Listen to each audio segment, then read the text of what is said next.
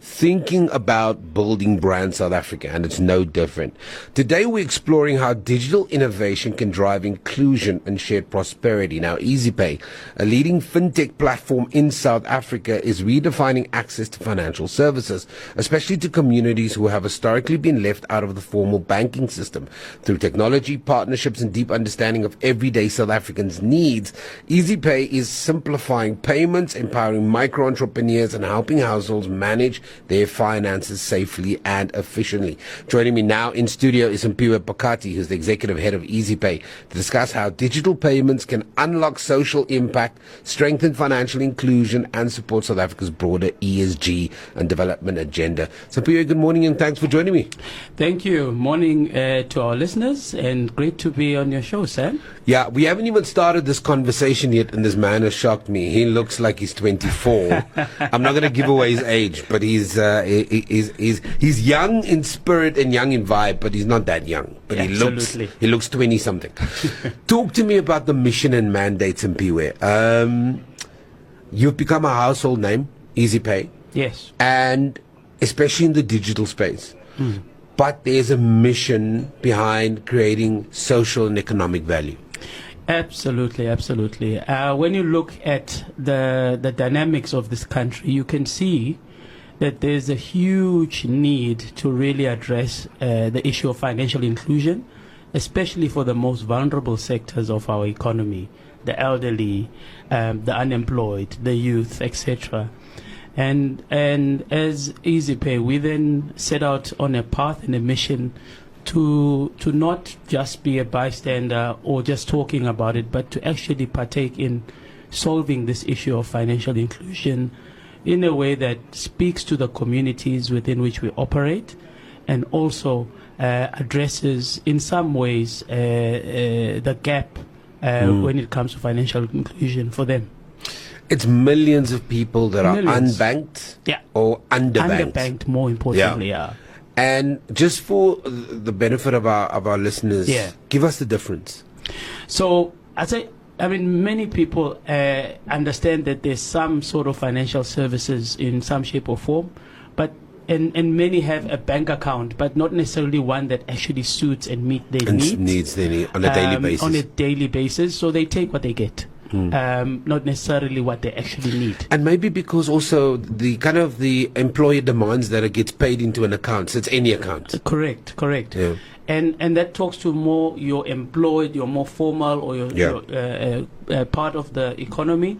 But there is also the unemployed or the elderly who are earning grants, who might find a traditional bank account either too complex or maybe not necessarily speaking to their needs.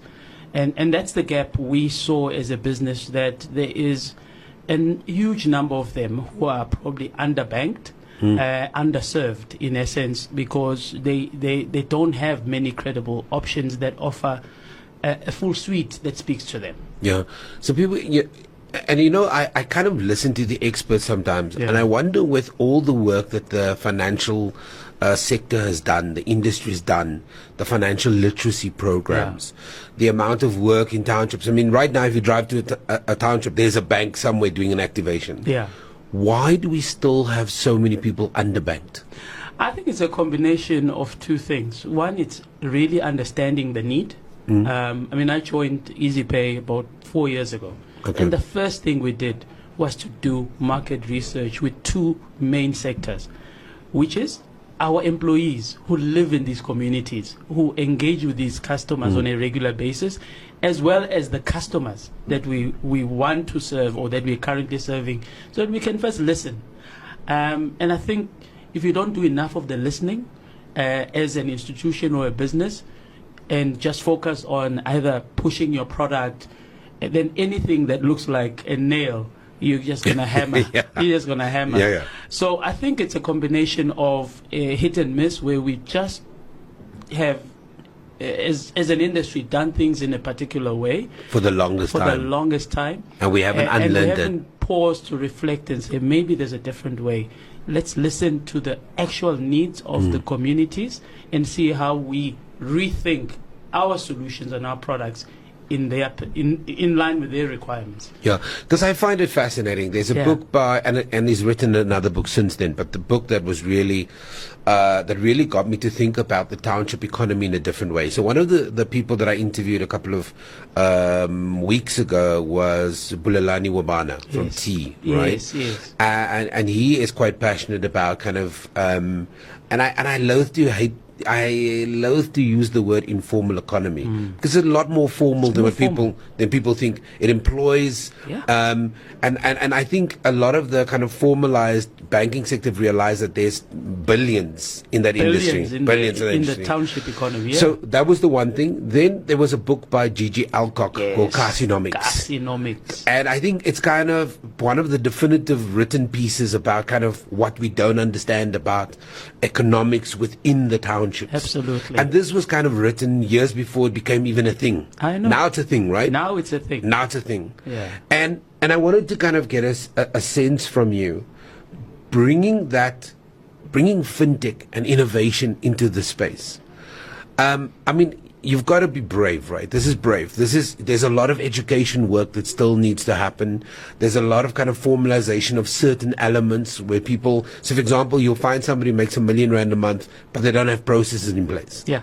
And so I just kind of, how do you guys see that this kind of brave new frontier of going into those spaces, getting people who have maybe traditionally worked a particular way and kind of changing the mindset? Yeah. So I think it's about being very focused as opposed to trying to solve every single problem. That shotgun approach. And I'll give you two clear examples of what I mean by this. If it'll overwhelm me if you try and do the shotgun approach. So if you then look at a particular segment within this informal economy, you look at your social grant earners as one aspect group of consumers. They behave in a particular manner, and they have specific needs, but they're not all the same. There's the elderly, who, if you talk fintech, might seem a little bit foreign, right? Yeah. But if you think about it, the pensioners of today used to be former principals of the schools that we went to many years ago. So they're actually a lot more warming up and welcoming to doing things differently than we thought a few years back. And then if you look at your child support grant earners, they're young. Or most of them actually have a cell phone. But you wouldn't think of that cohort of customers as being digitally savvy, welcoming to technology. But if you zone in on a particular cohort and break it down to its finite composition, you'll see that 70% of them are young. And actually would be able to take on digital solutions in their everyday lives. So why not solve for them in that manner? Yeah. You mentioned the Gogos, right? Yes. Who are the former principals. And it's interesting for me how and I mean, I'm going to talk to you now about just kind of getting a sense of what your CSI programs look like, right? And in terms of its financial literacy and uplifting vulnerable groups. But it's fascinating for me that as you talk about Gogos, Vumatel has a Go program where they're teaching digital literacy and getting these Gogos digitally literate. And I mean, these are some of the best programs on in the world. And now as you're talking, I'm thinking about it. Well, the program was started to make Gogos digitally literate, but also bridge the gap between the Gogo and the kind of children that they look after. But the knock-on effect is that if you have a digitally literate Gogo, it's kind of an EasyPay environment. Exactly. Absolutely. So you got to look at the whole ecosystem. Yeah, because there's so much going on. Yeah, not just your individual. So it's layered. It's layered. Absolutely, and look at not just solving for the consumer themselves, but how do we digitize the entire ecosystem? That's why, as a broader Lesaka group, which is our mother body as EasyPay, we also then have Kazang, which is focusing on digitizing the merchant space in the informal economies, in the township. That's all the spaza shops. All the spaza shops. All the whatever businesses are there. All the businesses, because within that. The ECD centers. In the ECD centers, because it doesn't help to just put a card and account in the hands of a consumer that lives in that environment and they have no way to use it. You've got to make sure that you connect the ecosystem together. Otherwise, you've only solved half the problem. You've got to look at both sides of the ecosystem. And it's so funny, next week I'm off with Standard Bank. Yeah. They've invited me to Vilakazi Street. They're doing a whole township integration report launch. Okay. And so that's going to be an interesting thing to see what what they understand about the township economy. Yeah. Talk to me about some of the social impact projects that you're currently running as EasyPay. So there's quite a few. I mean, the first one is really, especially in the rural economies, there's real challenges with just basic services, whether it pertains to school equipment for computers and the like. So we really spend a lot of time in the rural schools and educate and also build classrooms where necessary, with computer labs and the like, in particular in the Eastern Cape, as part of our ESG initiative, where we can solve those type of access to digital tools. And the other things we did is also look at trying to assist with water shortages. We work in the communities. We partner with traditional leaders in the communities and give them JoJo tanks, so that we can have water source in the communities. And then more recently, we've also then partnered with Stockfella, which is a digital Stockfell platform, where we're trying to really... Fascinating industry, try help solve an ingrained behavior in the community. I like that word, ingrained. It's ingrained, it's there, it's happening, it got its Stockfell, got its society and the like, but digitize the process, because you find the biggest inhibitor or cost many of these customers have is the cost of transport. They have to go from a township or from rural to a town where everything happens, to go deposit that money. If you can create a platform where they can transfer the money from the comfort of their home, apply for that next product, whether it is a loan on their phone using USSD, where you then solve the barriers for of access to internet. I think it's super clever that you know there's just a bunch of people that are thinking about solutions in a very practical way. Correct. So I don't want to give away my age, but we're somewhere in the same decade, me and you. But there was a time, Simphiwe, where, and I think it's less of an issue now, but I think to you use that word ingrained, which is kind of my segue to this question. Yeah. You and I don't necessarily have this challenge, because I think we have enough data to tell us that in actual fact we can digitally trust our devices to deliver. Yes, there's hackers. Of course. Yes, it's a massive business and stuff like that. How are you dealing with digital trust? How are you getting... obviously technology has lots of benefits. Yeah. But how are you getting that person ingrained with an idea and a philosophy to trust this? Yeah. It's not an overnight thing to do or to achieve. It's a journey. When I say trust this, I mean their cell phones, their tablets, their desktops. Their desktops and the like. I think it's by starting to do two things, or a few things. The first one is, in the engagements of educating and the like, do it in the language that they understand. I've always advocated, is a big it can be a massive barrier. Absolutely. So even our collateral, yes, printed in one language and another, a local language, so that people can understand what this is about. Hit them in their comfort zone. If they can't read it, somebody at home can. Yes. So that's the first thing. And then two, leverage the assets that we have. Our people must be, which is our staff, must be our ambassadors. They live in that community. They are known in that community. They let them first use these tools and solutions and give us feedback, so that they can then engage and teach the communities within which they operate. And then thirdly, remove another important barrier, which is the cost. And that's when we then come up with solutions such as zero rating some of our solutions, whether it is the app or USSD, which then makes it easier for them to want to try to use it. Yeah. Because they don't say, I don't have airtime, I don't have data. So you've got to deal the education element Yeah. and the ability to access it. Yeah. So yeah, you've got, it's not overnight, but that's what Yeah, we do. I mean, if we had more time, we could really unpack, like, for example, the shifts in grant payment structure. What is that a stress for recipients? But I think having this broader conversation really makes a sense for me. Yeah. In terms of just getting to know the brand EasyPay and the kind of work that you do and how you see stuff.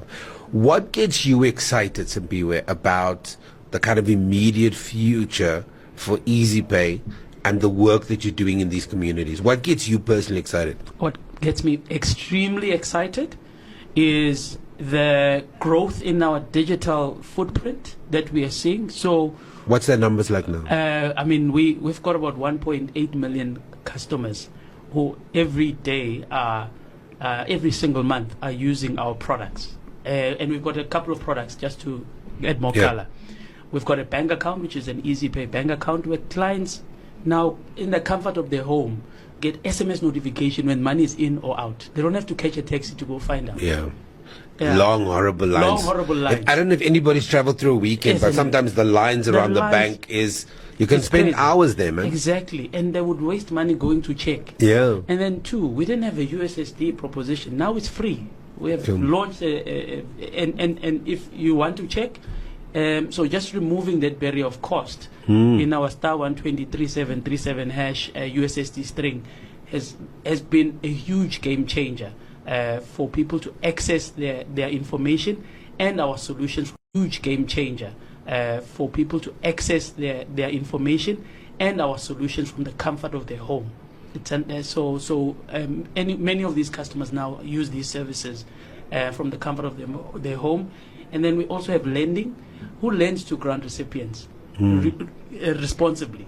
Very few. And we what's it, machinistas? There's many informal people. We lend to them responsibly. And and then I think also if you're lending to them responsibly, you're forcing them, which some of us still don't read our contracts, understand what the T's and C's are. Yeah. And if you're lending to them responsibly, you have to take them through those processes. Absolutely. And by default, they become slightly more financially literate. And we even do the contracts in a local language as well. Not I just love in that. English. Yeah. So that they understand. Yeah. And sell insurance, funeral cover in their time of need. So it's about making sure that these are affordable but tailored to their needs as well. And I love how we're finding solutions. As not every solution works for every situation, but the fact that we're designing solutions specifically for people where they are, we're finding them at their spaces. I think that's amazing. So, Piwe, thank you very much. Thank you. Where can people follow we're all about good news, we're all about positive news. Yes. Where can people follow the good news of EasyPay? Absolutely. Follow us on Facebook, which is EasyPay Everywhere. That's our page. And we post everything and anything on that page. So please follow us on Facebook and you'll find out all the information about us.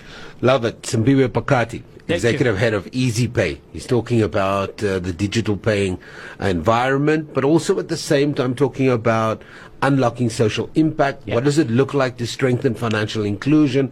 And how do we support South Africa's broader developmental strategy? Go to their platform, check it out, see the good work that they're doing. And this is about the kind of conversations we need to have about how do we build a country of good stories, because we know, as some famous guy once said, we all have a good story to tell. Amen. May all your robots be green today. 919.